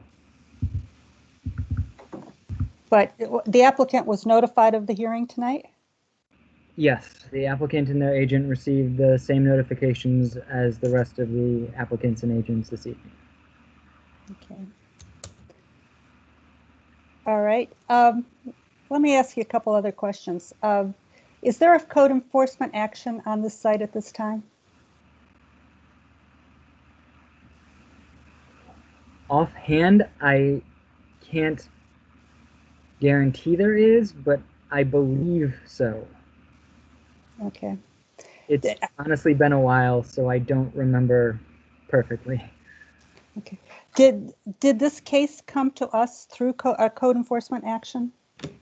That is my understanding as a complaint came in. Okay. I'm going to defer to Ms. Freshman, who has some questions. I don't have any questions. I have a motion. Okay. Let me ask a couple more questions and then I'll get to you. Okay. If this motion, if this variance is not granted, what would be the next course of action? Tear down. Thank you, Ms. Freshman. Applicants would receive a notice of board action letter saying that their appeals had been denied, and I would turn it back over to code enforcement. All right. Okay. Anyone else? Ms. Freshman, we're going to hear the use permit item before we vote on the variance. So that's what we're going to do. So, Mr. Rissy, go ahead and call the use permit. The use permit is case number V-11534-19-UP-1. It is a use permit request by Marty Aronovich, the owner, to permit a left side setback of 1.5 feet to the deck and stairs instead of 6 feet to the deck and 5 feet to the stairs as required, and to permit a rear yard setback of 16 feet to the deck instead of 21 feet as required regarding the addition of stairs and deck to the side and rear of a one-family dwelling in the R5 zoning district on a premise known as 867 North Avignon Street. Staff recommends that the Board of Zoning Appeals adopt the attached proposed resolution denying the use permit request. An alternative proposed resolution has been provided should the board see fit to approve the use permit request as advertised. And I would like you to please note that there is supplemental material that came in for this and the associated variance after the application packets were assembled, printed, and distributed to you. Thank you, Mr. Rissy. Any questions of staff? All right, Ms. Freshman, happy to hear your motion to get this item started. I move the Board of Zoning Appeals adopt the attached proposed resolution denying the variance V-11534-19-VA-2. Is there a second? I second the motion. All right, any further discussion? Madam Chair, I'd ask unanimous consent to modify the motion in 2 ways. Go ahead. In the 5th whereas clause to find that the need for the variance was not created by the applicants. And in the 6th whereas clause to find that the granting of the variance would be detrimental to adjacent properties. Wait, I'm not following you. Where are you? You're on the proposed resolution to deny the variance, right? Yes. Mm-hmm. All right, I'm with you now. So, okay. I'm happy to explain, but I don't know if you want to hear whether there's objection first. Are there? Do we have unanimous consent? Hearing no objections. So, in the 5th whereas clause, as Ms. Freshman pointed out earlier, this is someone who built first and asked for the variance later. And if they had been requesting the variance on the ground that it would be a hardship to have to tear it down, then we would find that they created the hardship. But that's not their claim. Their claim is that their lot is the wrong size, and so they need to have this because their lot's the wrong size. So I think it's fair to say that what they're claiming, a small lot, was not created by them. They have a small lot because that's the way it was created by the powers that be earlier. However, I think it's pretty obvious that this variance would be detrimental to adjacent properties, and so I think that's a finding we should make. Okay. Any other comments before we vote? All right, the motion was made by Ms. Freshman, seconded by Ms. Owen. It's made by Mr. I'm getting tired. Ms. Freshman, seconded by Mr. Owen, is to deny the variance. I will call the roll. All in favor of denying the variance. Mr. Owen? Aye. Ms. Freshman? Aye. Ms. Melnick? Aye. Ms. Clark? Aye. Chair votes aye. The motion to deny is adopted 5-0. Now we'll move to the use permit. Is there a motion?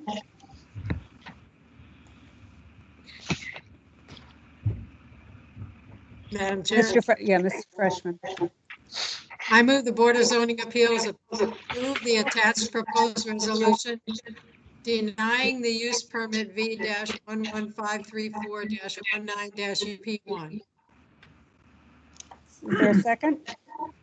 Madam Chair, I second. Okay. Is there any further discussion? Hearing none. Mr. Owen, go ahead. I have a unanimous consent request to modify one part of it. I ask unanimous consent that in the second whereas clause, we add the following before the final period, the words, comma, and the modification would be injurious to property or improvements in the neighborhood. Okay. Seeking, no, I hear no objection. Is there anything else? Ms. Freshman, you have your hand up? No. Okay. Well, you do. All right. Mr. Rissy, there's someone in the lobby. Do you see that? Yes, I do. Okay. All in favor of the motion to deny the use permit? I will call the roll. Mr. Owen? Aye. Ms. Freshman? Aye.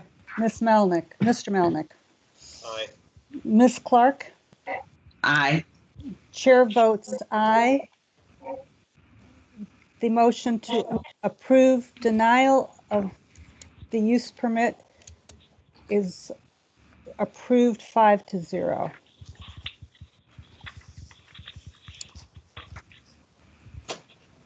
Mr. Rissy, would you call the next item?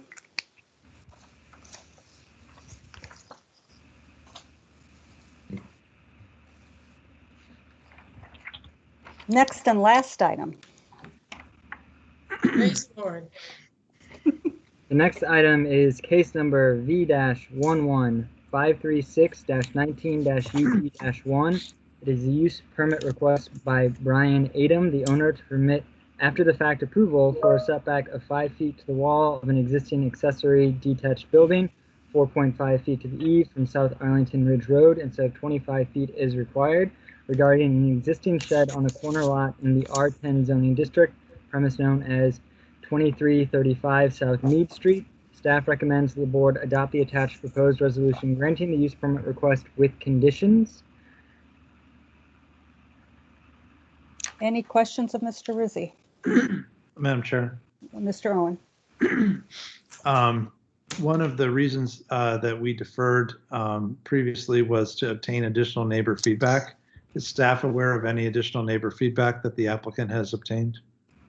Staff is not aware of any additional feedback at this time. Madam Chair, if I may, I do have some late-breaking information for this request. Okay. I received an email at 6:41 this evening from the applicant stating that they are out of town for a family emergency and will not be able to attend tonight's meeting. They have asked to know what they can do to get on the next meeting. So they would like a deferral. Is there a motion to defer?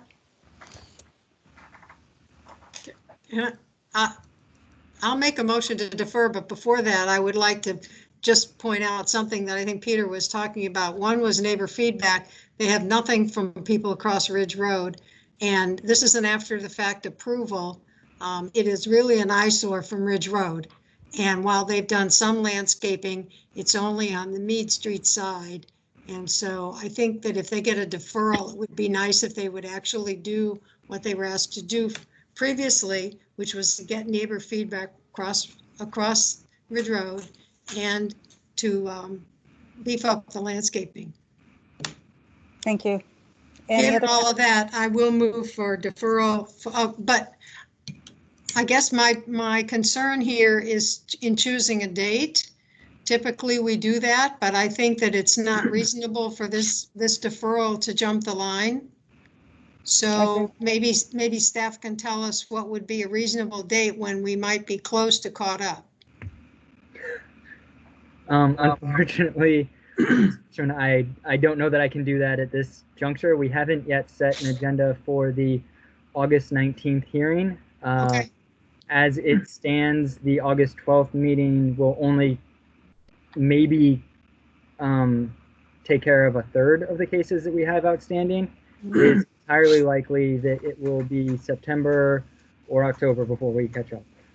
Okay, then I'd move to October. Ms. If we have a date, I guess we use our regular calendar until we know differently. That's correct. Mr. Owen, did you wish to be recognized? Yes, Ms. Freshman's motion does not have a second, and I have concerns about the framing of it. So let's see if it gets a second. Miss Freshman's motion is to defer till the October meeting. Yes, I'm just arbitrarily picking that. I will second that. Madam Chair. Mr. Owen. I'll just point out that because this is an already built shed, the incentives for the applicant are different than it would be if they were trying to get approval for something they had not yet built. So if, for example, the people on Arlington Ridge Road hate this and wish it were going to be torn down, a long deferral hurts the neighbors and helps the applicant. So if our concern was trying to get quick remedial action from the applicant, then a short deferral might be more appropriate than a long deferral. So I just, I'm not sure I feel super strongly about this, but I just thought I would point that out in case Ms. Freshman wanted to take that into consideration. Yeah, Madam Chair, this is Paul Melnick. Mr. Melnick. I think that's an excellent point. You know, and there's arguments on both sides, but Mr. Owen, that is an excellent point, especially when we're dealing with the aesthetics, you know, and neighbor feedback. And what I wanted to ask is, you know, in this motion, can we make a note or a condition, you know, about what we want next time, instead of just saying deferral? You know, actually just state, you know, that we do want to see more neighbor feedback, just so that when he gets this feedback, what happened tonight, you know, that he's very aware of that this is what we're looking for. So whether that takes an amendment to the motion. Look at that. It's hideous. Yeah, but I think we ought to really stress so he knows what we're looking for next time. All right, Miss Freshman, you have heard the comments. It's up to you whether you want to continue with the October date. It has been moved and seconded. It's technically not up to Ms. Freshman, but I'm sure we're all interested in her views. Well, I don't think it's going to make any difference, because I don't see that he's going to end up being asked to tear it down. I think that's just the way it's going to be. And I'd like to see screening on Ridge Road. I don't care what Freddie's looking at across the street. I care what I drive by there every day, and it's hideous, and as this picture shows, and there's no need for that. So I'm fine with them jumping the line and going next, but who knows what the emergency is and when that's going to happen. Anyway, maybe to August 19th. But and I agree with Paul that we told them last time that it was for neighbor feedback and screening, and we didn't get much of any of that. So, but including it in the deferral, that's fine. So if you'd like me to withdraw or just change the date, how do you do that? Just point of information, I think the 19th at this point is the earliest that it could be added to. Is that correct, Mr. Ricci? I believe that's the case. I don't believe we have time anymore to get them on the agenda for the 12th. Right, I think we're just about advertised on that. Okay. Sure. So the question is whether we want to move it to August. Our options are August 19th, our September meeting, or our October meeting. Madam Chair. Mr. Owen. Yeah, since our goal is to get the applicant to successfully do some work, I would say that maybe if the applicant is saying that they're out of town on a family emergency, that giving them, 19 days or 20 days to fix all this when they couldn't get it done in the last 6 months. Yeah, maybe September is the best time, because that gives them plenty of time to react to what we want them to react to, but doesn't unnecessarily extend the period of ugliness. Thank you. So I would ask unanimous consent that we amend the motion to say September rather than October. With a date to be determined? We have a September date. It would be our regular meeting date. Okay. I think that's, I'm going to look real quick, but I think it's September 16th. Yes, our next hearing would be September 16th. And Okay. I also, I'm sorry, Ms. Fresher. No, let's go ahead, just changing the date. And then I also support what Mr. Melnick proposed. Yes. Do you want to add language to that effect? Yeah, so we were saying screening and neighbor feedback. From Ridge Road, across Ridge Road. Mm-hmm. So the motion would be a deferral for the purpose of learning about neighborhood outreach and plans for screening along Ridge Road. Yes. Mm-hmm. So that, Mr. Rissy, do you have that? I do. All right. Okay, motion was made by Ms. Freshman, seconded by Ms. Malice. It is a motion to defer to the September BZA hearing. I will call the roll. Mr. Owen? Madam Chair, I understood Mr. Melnick's request to be a unanimous consent request. Yes. Okay. And with that incorporated, I vote yes. Ms. Freshman? Aye. Mr. Melnick? Aye. Ms. Clark? Aye. Chair votes aye. The motion to defer to September passes 5-0. Yay. That was our last item.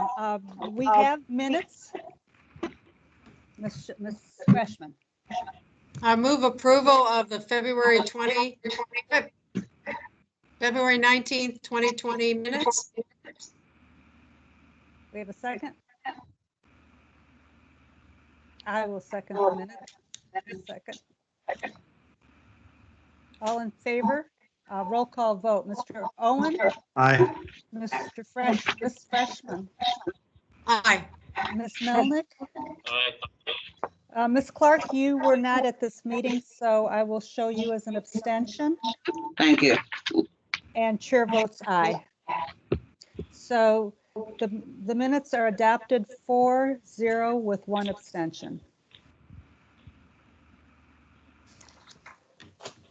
So, Ms. Freshman. In my usual role, I move adjournment. Well, yes, thank you. And thank you, everyone. It went fairly smoothly. Thank you, Mr. Rissy. I know you had a lot to do in the background to make it go smoothly. Yes. Motion to adjourn. Do we vote on motions we don't need a second. We just need a vote, right? Technically, you don't even need a motion if you've reached the end of the agenda. The chair can just declare us adjourned. I declare us adjourned. Bye. All right, thank you. Good